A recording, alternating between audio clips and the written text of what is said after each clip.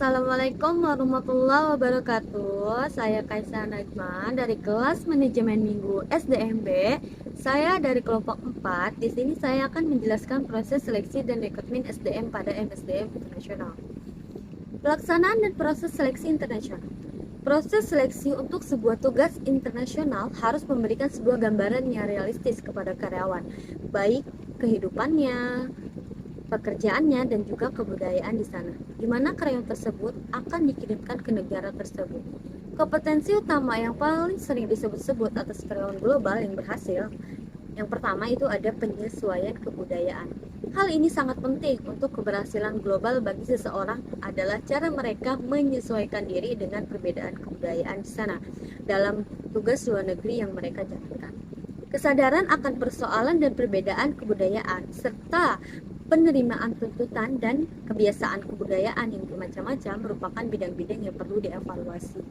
Sepanjang proses seleksi, terutama dalam wawancara seleksi, sangat penting untuk menilai kemampuan karyawan yang potensial untuk menerima dan menyesuaikan diri dengan adat istiadat, kebiasaan manajemen, hukum, nilai-nilai agama, dan kondisi infrastruktur yang berbeda. Yang kedua itu ada persyaratan organisasional. Berinteraksi dengan manajer-manajer di negara tuan rumah, mewakili perusahaan di lokasi asing, dan mengatur karyawan-karyawan asing membutuhkan pemahaman produk layanan atau bisa disebut politik dan kebijakan organisasional perusahaan. Seperti halnya pekerjaan apapun, seseorang harus memiliki kemampuan teknis yang dibutuhkan untuk memenuhi pendidikan kesejahteraan keluarga atau disebut PKK yang berhubungan dengan pekerjaan supaya berhasil. Akan tetapi, hanya dengan memenuhi persyaratan organisasional mungkin tidaklah cukup untuk menjamin keberhasilan tugas global. Alasannya, proses seleksi bagi seseorang yang berasal dari dalam perusahaan juga harus menilai faktor-faktor lain seperti pengetahuan organisasional, kemampuan teknisnya, dan juga keterampilan yang berhubungan dengan pekerjaan. Bagi kandidat-kandidat yang berasal dari luar organisasi, pengetahuan industri sangat berguna, tetapi peninjauan organisasi yang realistik juga penting untuk menentukan orang yang cocok untuk berorganisasi. Yang C, karakteristik pribadi. Pengalaman dari banyak perusahaan menunjukkan bahwa karyawan-karyawan terbaik di negara mereka sendiri mungkin bukan merupakan karyawan yang terbaik dalam penugasan global, terutama karena karakteristik pribadi yang masing-masing individu itu berbeda. Terus ada beberapa karakteristik pribadi yang diidentifikasikan untuk memberikan kontribusi terhadap keberhasilan karyawan-karyawan global. Tekanan hidup dan bekerja di luar negeri itu menuntut orang kita harus bisa menampilkan stabilitas emosional, fleksibel, dan mentoleransi ambiguitas dengan baik, menganggap penyesuaian diri terhadap kebudayaan yang berbeda sebagai tantangan dan menikmati risiko-risiko yang berkenaan dengan tantangan tersebut.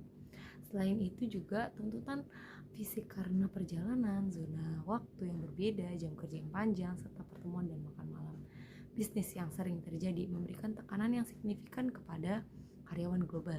Selama proses seleksi, banyak karyawan global menggunakan tes kepribadian dan cara penilaian yang lain guna menilai pantas tidaknya para kandidat untuk penugasan global. Pentingnya penilaian karakteristik kepribadian ditekankan oleh sebuah studi yang menemukan bahwa ekstraversi, ketersediaan untuk menerima, dan stabilitas emosional meningkatkan keinginan para ekspatriat untuk menyesuaikan tugas-tugas global mereka. Terus yang D itu kemampuan teknis, di mana kemampuan seseorang untuk melakukan tugas-tugas yang diperlukan adalah suatu pertimbangan penting. Oleh karena itu, keterampilan teknis dan manajerial merupakan kriteria penting. Hasil penelitian secara konsisten menunjukkan bahwa perusahaan multinasional menempatkan ketergantungan pada keterampilan teknis yang relevan selama proses pemilihan ekspatriat. Baik, selanjutnya saya akan menjelaskan tentang keterampilan komunikasi. Keterampilan komunikasi ini ialah paling dasar yang diperlukan oleh karyawan ekspatriat. Karena jika karyawan ekspatriat tidak bisa berbahasa dengan menggunakan bahasa tuan rumah, maka akan menghambat keberhasilan seorang ekspatriat. Maka dari itu, seorang karyawan ekspatriat harus bisa menggunakan bahasa tuan rumah baik lisan maupun dengan tulisan. Selanjutnya yaitu faktor pribadi atau keluarga. Pilihan dan sikap suami atau istri dan anggota keluarga lain juga berpengaruh kepada karyawan global. Karena untuk penempatan seorang karyawan global akan adanya wawancara terhadap keluarga. Jika ada pertentangan dari keluarga, maka akan ada konflik internal yang akan menghambat seorang karyawan global. Selanjutnya ada prosedur seleksi SDM internasional, yaitu dalam prosedur seleksi karyawan berbagai macam metode dan alat seleksi yang dapat dipergunakan untuk menemukan individu yang paling sesuai dengan pekerjaan, yaitu ada 4 yang akan dilanjutkan oleh teman-teman saya. Terima kasih. Penyaringan pendahuluan ditujukan untuk mengurangi pelamar yang jelas-jelas tidak sesuai dengan standar yang telah ditetapkan. Hal ini akan mengurangi waktu, biaya seleksi yang dikeluarkan. Sebagai contoh, pelamar diberi wawancara penyaringan selama 10 menit untuk menentukan apakah mereka memiliki pendidikan, peminat, pelatihan, serta pengalaman yang diperlukan untuk jabatan tersebut. Pewawancara juga dapat memberikan informasi kepada pelamar tentang sifat dasar dan persyaratan minimal jabatan yang sedang ditawarkan atau lowongan. Jika tuntutan dari organisasi nampak sesuai dengan kualifikasi dan minat pelamar dalam penyaringan awal tersebut, maka pelamar diminta untuk melengkapi formulir lamarannya selanjutnya untuk mengikuti tahap berikutnya. Ada kalanya seorang pelamar tidak berkualifikasi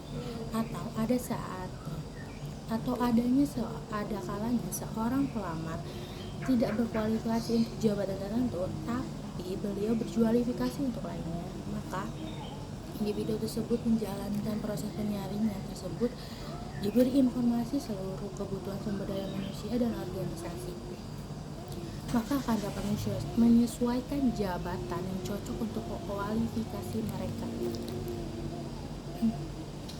Selanjutnya ada pemeriksaan formulir lamaran.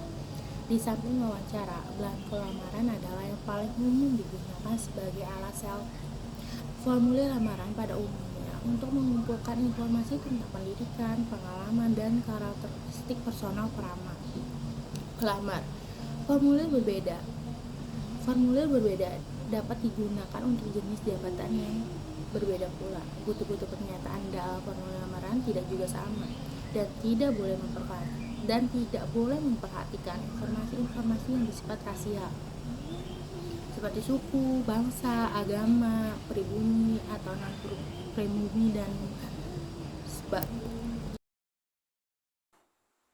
Baik, saya akan melanjutkan materi selanjutnya, yaitu melaksanakan testing. Tes untuk pelamar biasanya diselenggarakan setelah wawancara, pendahuluan dilaksanakan dan belangko lamaran telah diperiksa. Tes dikembangkan dalam usaha untuk menemukan cara pengukuran kualifikasi pelamar yang lebih objektif. Suatu pengembangan dan pengadministrasian program testing yang memadai dapat memberikan cara penilaian pelamar pekerja yang lebih objektif dan meningkatkan akurasi proses seleksi. Yang selanjutnya, melaksanakan wawancara penyeleksian. Wawancara penyeleksian para pelamar pekerjaan dilakukan untuk mendapatkan informasi tambahan dan mengklarifikasi informasi yang dikumpulkan sepanjang proses penyeleksian. Biasanya wawancara diadakan pada 2 tingkat, yaitu yang pertama di Departemen SDM sebagai wawancara awal. Wawancara ini dimaksudkan untuk mengetahui secara sekilas tentang penampilan atau motif pekerja dan latar belakang kehidupan pelamar. Bagi yang dinyatakan kurang memenuhi syarat, gugur. Yang kedua, sebagai wawancara yang menyeluruh yang sering melibatkan anggota-anggota dan staf SDM serta para supervisor dan manajer operasi di departemen di mana calon karyawan tersebut akan ditempatkan. Wawancara ini merupakan usaha untuk menggali berbagai informasi yang dianggap penting